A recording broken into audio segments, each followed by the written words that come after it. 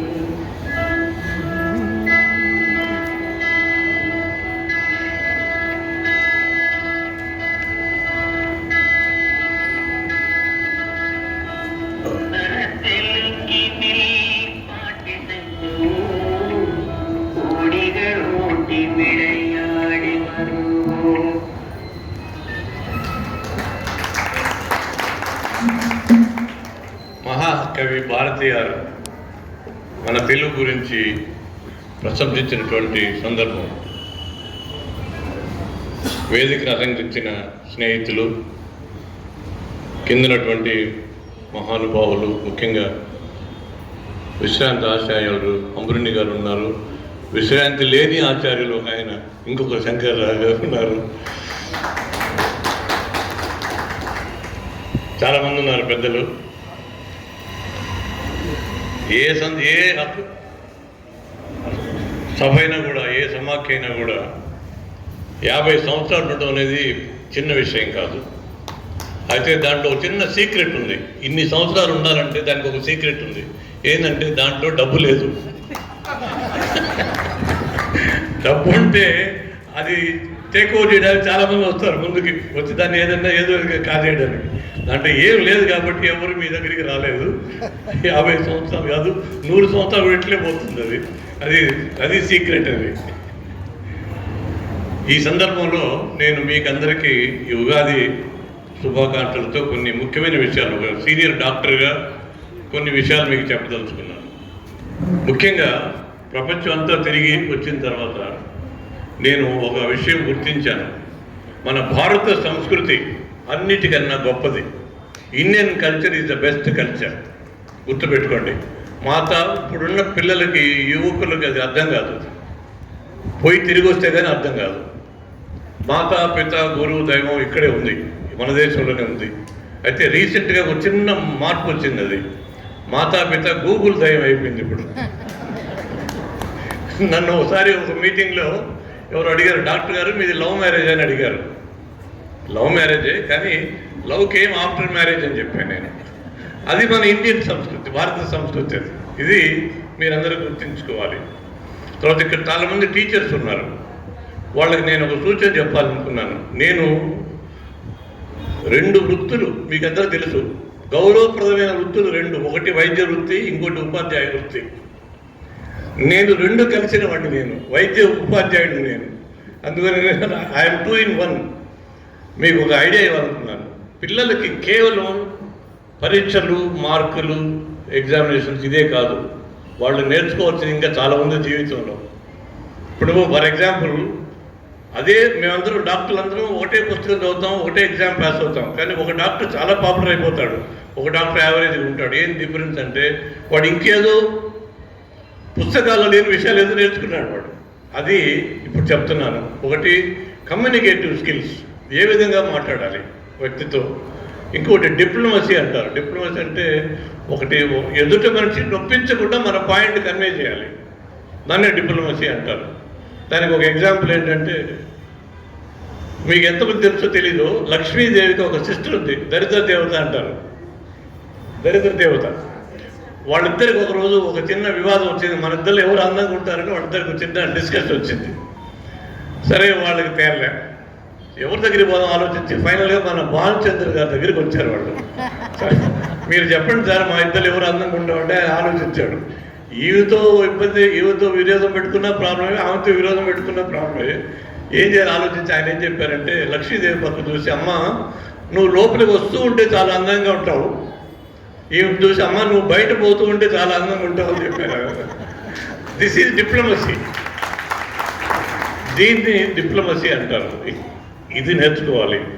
Leadership qualities, self confidence లేనందువల్లనే చాలామంది పిల్లలు ఆత్మహత్య చేసుకుంటున్నారు.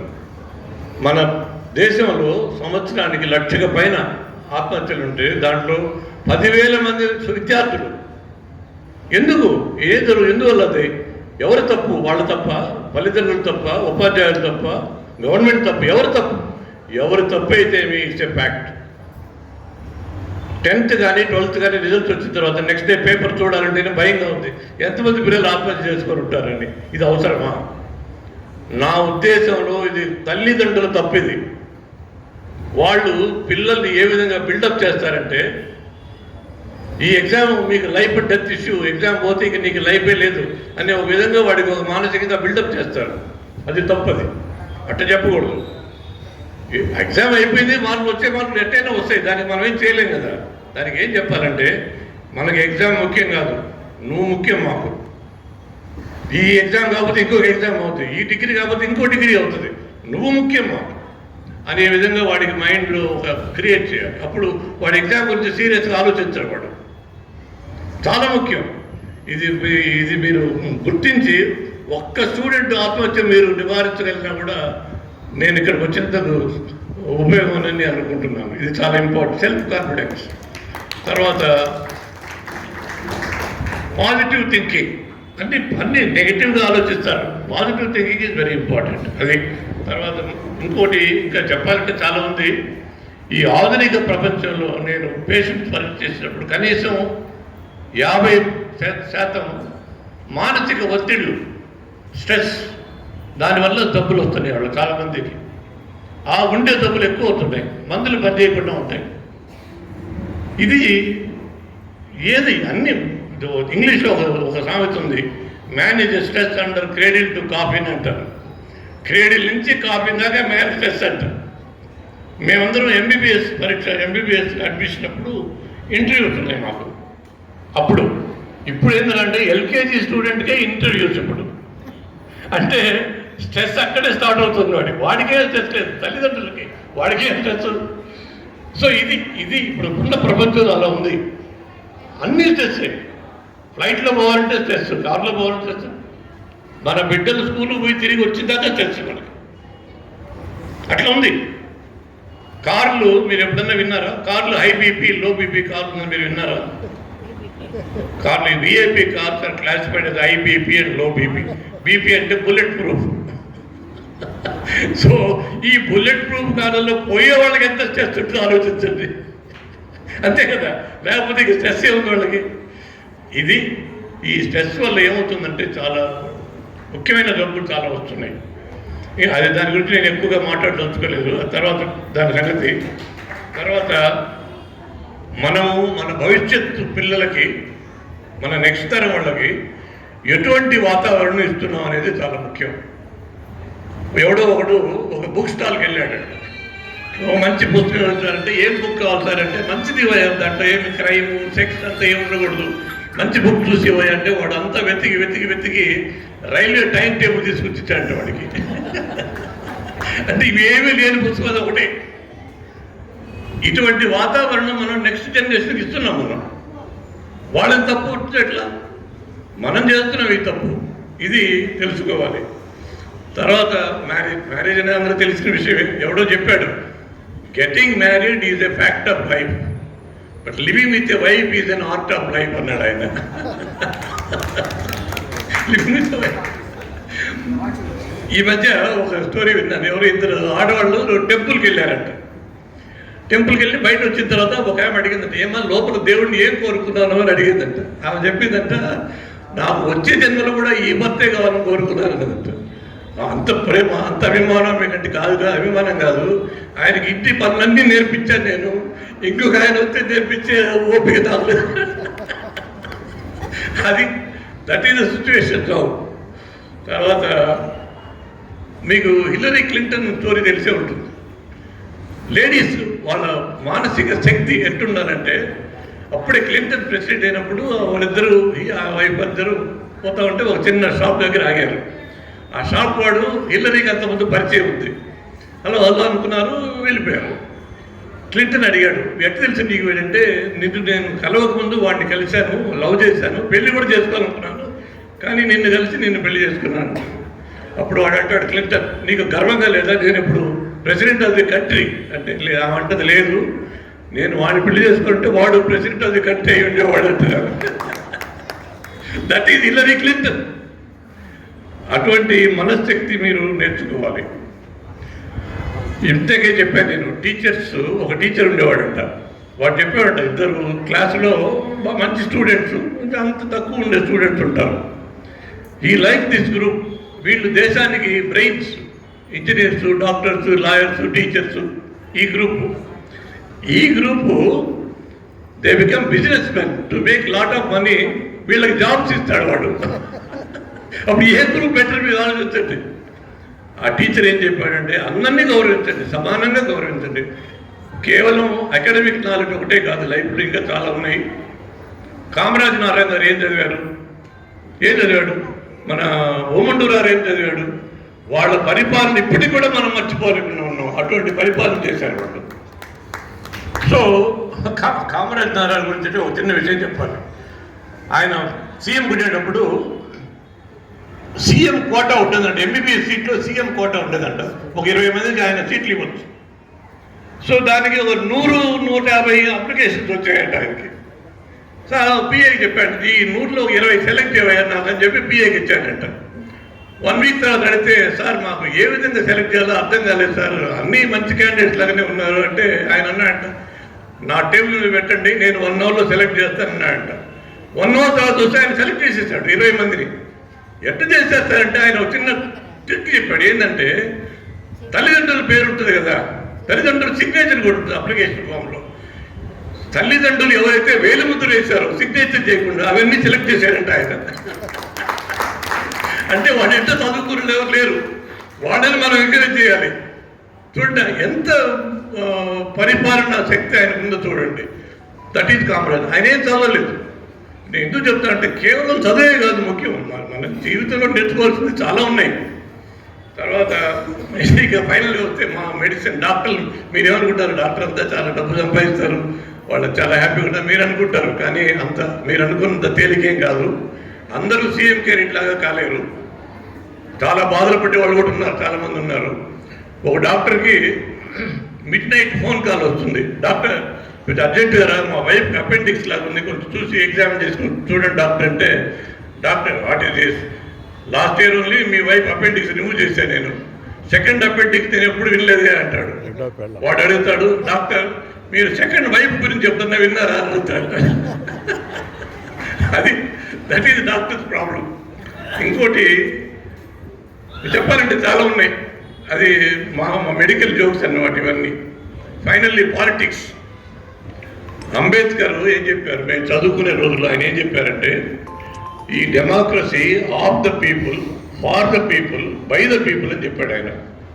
అంతా చాలా బాగుంది అనుకున్నారు అందరూ. ఇప్పుడు కూడా అదే, కానీ స్పెల్లింగ్ మారిపోయింది. OFF of the people, FAR far the people, BUI by the people, అట్లా అయిపోయింది కంప్లీట్గా. ఆయన ఎంత దూరం ఆలోచించా వర్డ్స్ పెట్టాడు చూడండి, ఎప్పటికైనా మాత్రమే ఆయన ఆలోచించారు. అయితే ఆయన కాన్స్టిట్యూషన్ రాసి టేబుల్ పెట్టడం, ఆయన ఒక మాట చెప్పాడు పార్లమెంట్లో. ఏం చెప్పారంటే, ఇవాళ లా మినిస్టర్ అప్పుడు, మన ఇండియన్ సిటిజన్స్కి నేను ఒక పవర్ఫుల్ వెపన్ ఇస్తున్నాను, దట్ ఈస్ కాల్డ్ ఓట్. దీన్ని సద్వినియోగం చేసుకుంటే మనకి మంచి లీడర్స్ వస్తారు, మన దేశం బాగుపడుతుంది. దీన్ని వేరే విధంగా మీరు దుర్వినియోగం చేసుకునే పని అయితే, అటువంటి సిచ్యువేషన్ వచ్చినప్పుడు నేను బతకడం నాకు ఇష్టం లేదన్నాడు ఆయన. అంత గొప్ప మాట అన్నాడు అంబేద్కర్. కానీ ఇప్పుడు జరిగేది అదే, మీరు చూస్తున్నారు కదా, ఇప్పుడు జరిగేది అదే. మంచి క్యాండిడేట్స్ మనం ఎక్కడ వేస్తున్నాం, మనం ఇంక దేనికో వేస్తున్నాం. ఎందుకు చెప్పిన ఎలక్షన్ రాబోతుంది, దయచేసి మీకు అందరూ తెలుసు, నేను ఇక్కడ రాజకీయాలు మాట్లాడడానికి రాలేదు, కానీ లాస్ట్ 12 సంవత్సరాల్లో మన దేశ ప్రగతి మీరు ఆలోచించండి.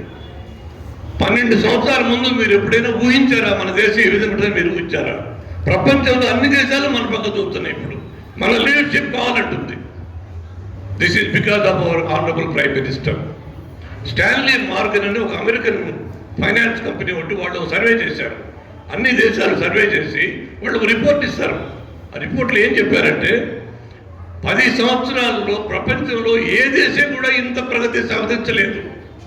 This is entirely because of the patriotic inspiration of honourable prime minister అని చెప్పి ఒక స్టేట్మెంట్ ఇస్తారు వాళ్ళు. అటువంటి ప్రధానమంత్రి మనకి దొరకడం మన అదృష్టం. ఆయన సపోర్ట్ చేయండి. మిగతా లోకల్ పాలిటిక్స్ ఎన్నైనా ఉండండి, అది వేరే విషయం. ఆయన సపోర్ట్ చేయండి.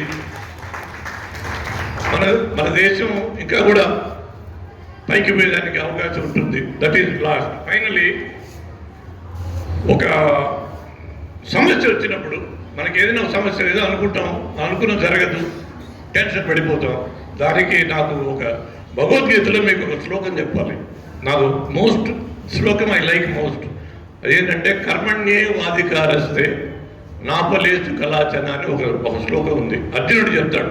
కృష్ణుడు ఏం చెప్తాడంటే, అర్జున, కార్యం చేయడం వరకే నీ డ్యూటీ, దాని ఫలితం మీకు ఎలాంటి మీకు కంట్రోల్ లేదు. ఫలితం నేను డిసైడ్ చేస్తాను. Result is mind, doing action was is yours. ఇటువంటి మైండ్ సెట్లో పోతే మనకు టెన్షన్ ఉండదు. నేను నిజం చెప్తాను, ఒక మేజర్ సర్జరీ చేయబోమని కూడా అదే ఆ శ్లోకం గుర్తుపెట్టుకుంటాం. ఓకే, మన డ్యూటీ మనం చేస్తాం, తర్వాత దేవుడు డిసైడ్ చేస్తాడు.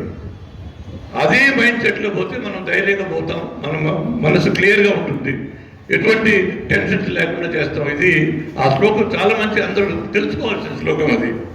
తర్వాత ఇప్పుడు దోవలో చెప్పాను నేను, ఆర్టిఫిషియల్ ఇంటెలిజెన్స్ రాబోతుంది. ఇప్పుడు కృత్రిమ మేధస్సు రాబోతుంది ఇంకా తొందరలో.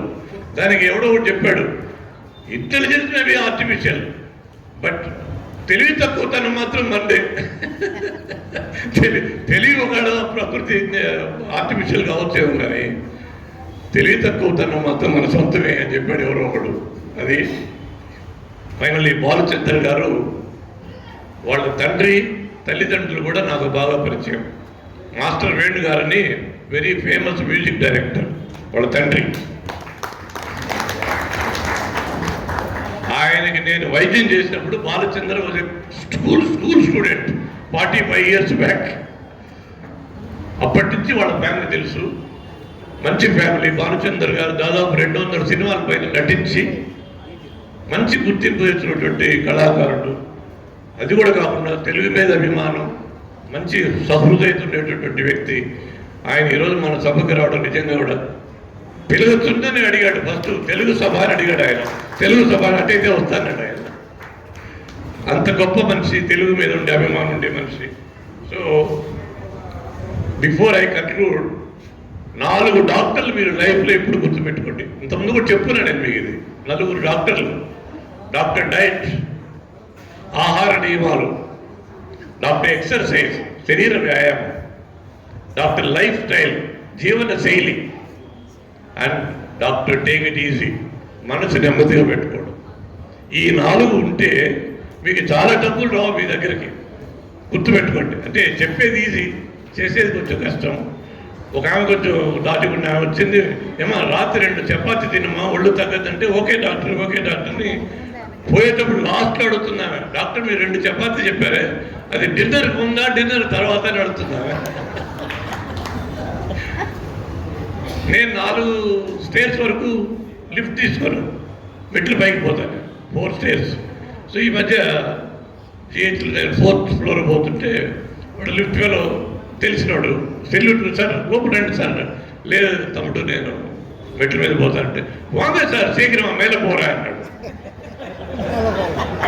శీఘ్రమా మేల పోకూడదు, నా మడికట్టు వెళ్ళిపోరాను. ఎందుకు చెప్తానంటే మనకి జీవితంలో వీలైనంత వరకు ఏదో శరీర వ్యాయామం పెట్టుకోండి మీరు. చాలా ఇంపార్టెంట్. ఇది లేనందువల్లనే చాలా ఇబ్బందులు వస్తుంటాయి.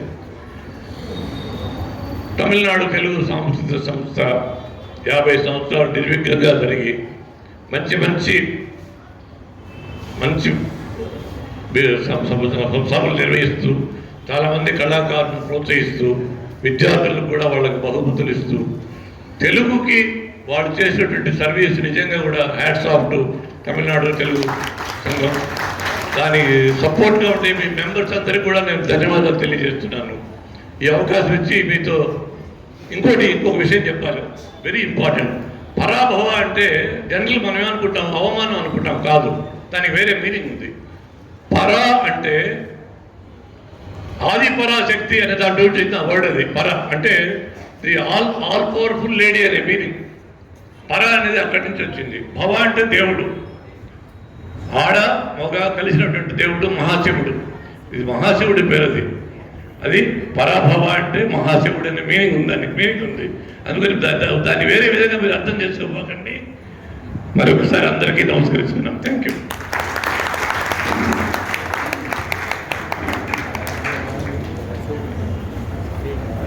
ధన్యవాదాలు డాక్టర్ గారు. డాక్టర్ గారు ఈరోజు మనకి చాలా సలహాలు ఇచ్చారు, ముఖ్యంగా అమ్మాయిల తల్లిదండ్రులకి విద్యార్థులకి ఎలా మసులుకోవాలి ఏమిటని. ఇవన్నీ కూడా మనం ఆచరణలో పెట్టి వారు చెప్పినట్టుగా జీవితంలో పైకి రావడానికి ప్రయత్నిద్దాం. ఇక ఉగాది పురస్కార ప్రదానం.